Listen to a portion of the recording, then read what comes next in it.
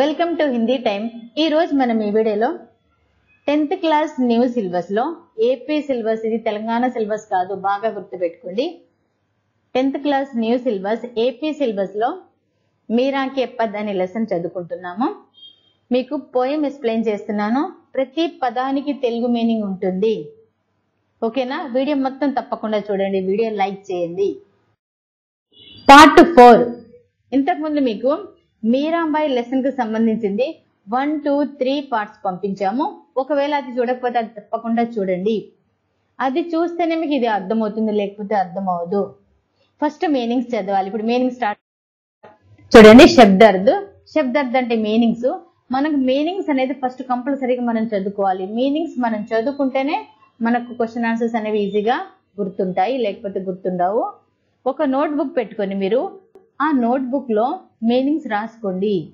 Meanings రాసుకొని చదవాలి. చూడండి. ముగట్, తాజ్, కిరీటం. ముక్కట్ అంటారు, తెలుసు కదా మీకు, కిరీటం తలాన్ని పెట్టుకునేది. ముగ్గట్, తాజ్, కిరీటం అంటే తల పెట్టుకుంటారు కదా, కిరీటం పెట్టుకుంటారు కదా, అది. పితంబర్, పీలే వస్త్ర. పితంబర్ అంటే పీలే వస్త్ర, పసుపచ్చని వస్త్రాలు. గల్, గలేమే, మెడలో. శ్రీకృష్ణుడి గురించి ఇక్కడ చెప్తున్నారు. శ్రీకృష్ణుడు తలపైన కిరీటాన్ని పెట్టుకున్నారు, పసుపచ్చని బట్టలు ధరించారు. గల్, గలేమే, మెడలో వైజంతి మాల వేసుకుంటారు కదా, గలేమే అంటే మెడలో. ధేను, గాయ్, ఆవు, ఆవులను మేస్తూ ఉంటారు కదా, ధేను, గాయ్, ఆవు. చరావే, చరాన, మేపుట, ఆవులను మేపుతూ ఉంటారు శ్రీకృష్ణుడు. చరావే, చరాన, మేపుట. బారి, బాగు, తోట, పూల తోటల్లో ఉంటారు కదా శ్రీకృష్ణు గారు. బారి, బాగు, తోట. బారి, బాగ్, తోట. పహర్, పహెన్న, ధరించుట. పహర్, పహర్, పహెన్న, ధరించుట. తీరా, కినారా, ఒడ్డు. తీరా, కినారా, ఒడ్డు. హివాడో, హృదయ్, హృదయము. హివాడో, హృదయ్, హృదయం. గుర్తుపెట్టుకోండి, ఇది ఎగ్జామ్ లో ఇస్తాడు. హివాడో పర్యాయవాచక శబ్దం రాయండి. హృదయ్, మన్, దిల్, హృదయము. అధీరా, వ్యాకుల్ హోనా అంటే కంగారు పడుట, బాధపడుట అనేది కూడా వస్తుంది. అధీరా, వ్యాకుల్ హోనా, టెన్షన్ పడుట కూడా అవుతుంది. అధీరా, వ్యాకుల్ హోనా, వ్యాకుల పడుట. గుర్తుపెట్టుకోండి. మీనింగ్స్ అనేది కంపల్సరీగా చదవాలి. పోయం చూడండి. మోర్, ముకట్. మోర్ అంటే నెమలి, నెమలి యొక్క పింజాన్ని ధరించిన శ్రీకృష్ణుడు. పితంబర్, సౌహే అంటే మీరు. శ్రీకృష్ణుడి యొక్క అందాన్ని మీరమ్మ ఇక్కడ వర్ణిస్తుంది. అంటుంది, అతను కిరీటాన్ని ధరించుకున్నారు. ఆ కిరీటం ఎలా ఉంది? నెమలి కిరీటం. నెమలిది ఇలా ఉంటుంది ఎదురుగా తలపైన, అది ధరించి ఉన్నారు. నెక్స్ట్ పితంబర్. పితంబర్ అంటే పచ్చ వస్త్రం, అంటే పీలే వస్త్రు ధారణ కరేవే, పసు పచ్చని బట్టలు వేసుకొని ఉన్నారు. సోవై అంటే వేసుకొని ఉన్నారు. గల్, వైజంతి మాల అంటే మెడలో వైజంతి మాల వేసుకుని ఉన్నారు. శ్రీకృష్ణుడి యొక్క అందాన్ని ఇక్కడ వర్ణిస్తుంది మీరాబాయి. గల్ అంటే మెడలో, వైజంతి మాల అంటే వైజంతి మాల దండ వేసుకొని ఉన్నారు. బిందారవమే, బిందారవన్. బిందారవన్ అంటే బృందావనంలో. బిందారవన్ అంటే బృందావనమే. ధేను, చరావే. ధేను అంటే ఆవు, ఆవులను మేసే, బృందావనంలో ఆవులను మేసేవారు. మోహన్, మురళి, వాలా అంటే మోహన్ అంటే బాగా ఆకర్షించుకునే. మురళి, మురళి అంటే తెలుసు కదా, శ్రీకృష్ణుడి యొక్క చేతుల్లో వాయిస్తుంటారు మురళి. వాలా అంటే ఇక్కడ శ్రీకృష్ణుడు. మోహన్, మురళి, వాలా అందమైన మురళిని వాయిస్తున్న, అతని చేతిలో ఉంటది కదా, అది వాయిస్తున్నవాడు. ఊంచు, ఊంచు మహల్, బాణావ్ అంటే ఎత్తు, ఎత్తైన. మహల్ అంటే చూడండి, ఊంచు, ఊంచు అంటే చాలా ఎత్తైన. మహల్ అంటే భవనాలు. బనావ్ కట్టి ఉన్నాయి. బీచ్, బీచ్, రాకు, బారి. మధ్య మధ్యలో, ఆ భవనాల మధ్య మధ్యలో రఖో అంటే ఉంటాయి, ఉంచండి.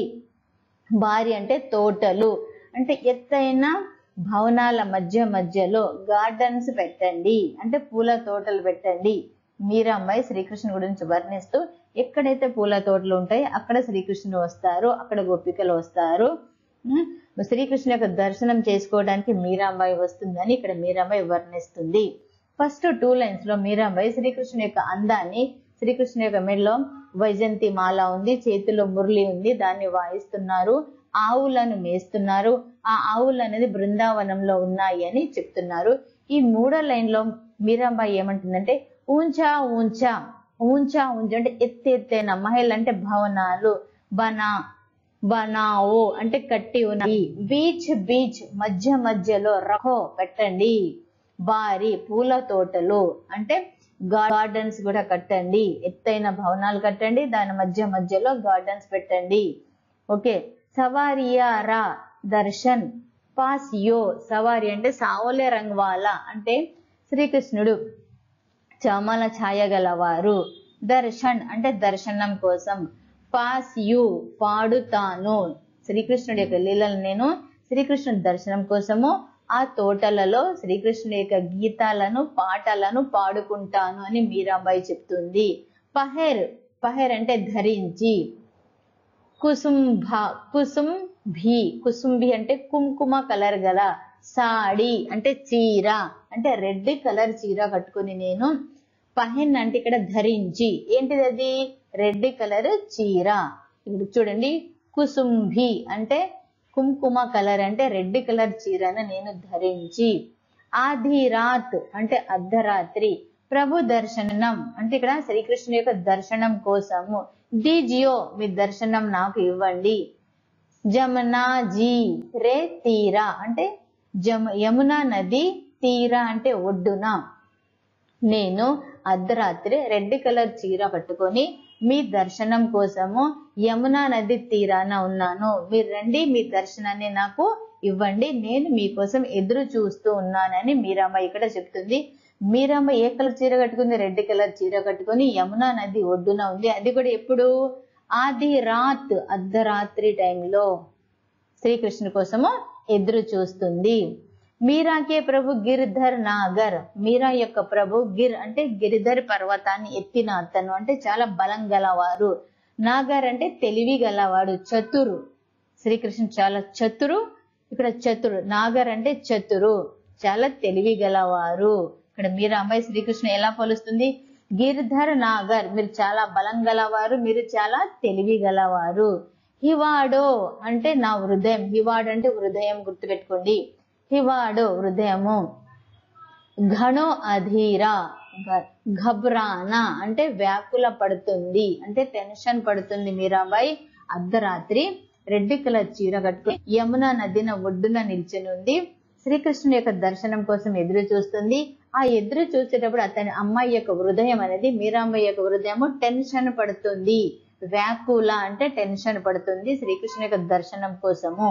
చూడండి, హివాడో అంటే హృదయము, ఘనో అంటే ఘబరాన, అధీర వ్యాకుల పడుట, టెన్షన్ పడుతుంది, శ్రీకృష్ణుని యొక్క దర్శనం కోసము ఎదురు చూస్తుంది మీరాబాయి.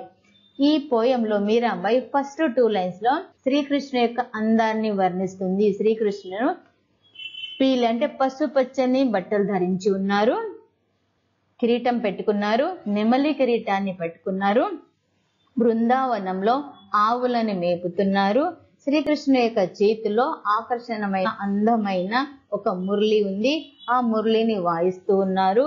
ఎత్తు భవనాలు కట్టండి, ఆ భవనాల మధ్యలో పూల తోటలు పెట్టండి, అక్కడ శ్రీకృష్ణుడు వస్తారు. నేను శ్రీకృష్ణుని యొక్క దర్శనం కోసం పాటలు పాడుతూ అతని కోసం ఎదురు చూస్తున్నాను. నేను రెడ్ కలర్ పహనార్ అంటే రెడ్ కలర్ సారీ ధరించి అర్ధరాత్రి శ్రీకృష్ణుని యొక్క దర్శనం కోసము యమునా నది ఒడ్డున ఉన్నాను. నా ప్రభు గిరిధర్ నాగర్ అంటే నా ప్రభు చాలా బలం గలవారు, నెక్స్ట్ తెలివి గలవారు, నా హృదయం టెన్షన్ పడుతుంది శ్రీకృష్ణుని యొక్క దర్శనం కోసం అని మీరాబాయి ఈ పోయంలో చెప్తుంది. మళ్ళీ చదువుతున్న పోయం జాగ్రత్తగా వినండి. మోర్ అంటే నెమలి, ముగట్ అంటే నెమలి కిరీటం గల, పీతంబర్ సౌహే అంటే పసుపచ్చని బట్టలు ధరించి ఉన్నారు శ్రీకృష్ణుడు. ఇక్కడ నెమలి యొక్క కిరీటాన్ని ధరించారు, పసుపచ్చని బట్టలు వేసుకున్నారు. గల వైజంతి మాల, గల్ వైజంతి మాల అంటే మెడలో వైజంతి మాల వేసుకున్నారు. బృందావన్ బిందర్వన్ అంటే గుర్తుపెట్టుకుని బృందావనము శ్రీకృష్ణుడు ఆడుకునే గార్డెన్ పేరు అది. బిందరావన్ అంటే ఇక్కడ బృందావన్. మే ధేను చరావే అంటే ధేను అంటే ఆవులను మేసే. మోహన్ మురళీ వాలా అందమైన మురళి వాయిస్తున్నవాడా అంటే ఇక్కడ శ్రీకృష్ణుడు. ఊంచా మహల్ బణా అంటే ఎత్తైన మహల్ అంటే భవనాలు కట్టించండి. బీచ్ రాఖో అంటే మధ్యలో పెట్టండి. బారి అంటే తోటలు, పూల తోటలు, గుర్తుపెట్టుకోండి పూల తోటలు. సావరియా రా దర్శన్ పాయస్యో అంటే చామన ఛాయగల శ్రీకృష్ణుడి యొక్క దర్శనం కోసం నేను పాటలు పాడుతున్నాను. పహర్ అంటే ధరించడము. కుసుంభి సాడి రెడ్ కలర్ చీర నేను కట్టుకున్నాను. ఆది రాత్ ప్రభు దర్శన్ అంటే అర్ధరాత్రి మీ దర్శనం కోసము. దీజియో మీ దర్శనం ఇవ్వండి. జమ్నాజీ అంటే యమున నది ఒడ్డున.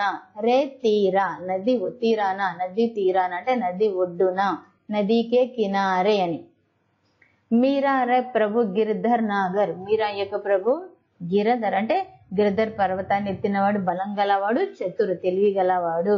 ఇవిడో గణో అధీర నా హృదయం అనేది వ్యాకులం చెందుతుంది అంటే నేను టెన్షన్ పడుతున్నాను, మీకోసం ఎదురు చూస్తున్నాను, మీరు త్వరగా రండి అని మీరాబాయి శ్రీకృష్ణుడిగా విన్నపించుకుంటుంది. ఒకసారి చదువుతున్నా వినండి. మోర్ ముగటు పితంబర్ సౌహే గల్ వైజంతి మాల బిందారవన్ మే ధేను చరావే మోహన్ మురళీ వాలా ऊंचा महल बनाओ बीच रखो बारी सावरिया रे दर्शन पासियु पहर कुसुम्भी साड़ी आधी रात प्रभु दर्शन दीजियो जमनाजी रे तीरा मेरा रे प्रभु गिरधर नागर हिवड़ो గణ అధీర. చూడండి పోయంలో మీకు ఏమైనా డౌట్స్ ఉంటే కంపల్సరీగా కామెంట్ బాక్స్ లో కామెంట్ చేయండి. ఫస్ట్ మీరు మీనింగ్స్ చదవండి. మీనింగ్ చదివితేనే మీకు పోయం అనేది ఈజీగా అర్థమవుతుంది, క్వశ్చన్ ఆన్సర్స్ కూడా అర్థమవుతాయి. ఓకేనా? వీడియో లైక్ చేయండి, షేర్ చేయండి. మీకు ఏమైనా డౌట్స్ ఉంటే కామెంట్ బాక్స్ లో కామెంట్ చేయండి. ఒకవేళ మీరు స్పోకెన్ హిందీకి చెందిన వాళ్ళైతే దయచేసి 10th క్లాస్ చదివే స్టూడెంట్స్ ఎవరైతే ఉన్నారో వాళ్ళకి పంపించండి వీడియోని. ఒకవేళ 10th క్లాస్ చదివే వాళ్ళైతే మీ క్లాస్కి, మీ క్లాస్మేట్స్ కి కానీ మీ ఫ్రెండ్స్ కి కానీ తప్పకుండా పంపించండి. ఓకేనా? చూస్తూనే ఉండండి హిందీ టైం.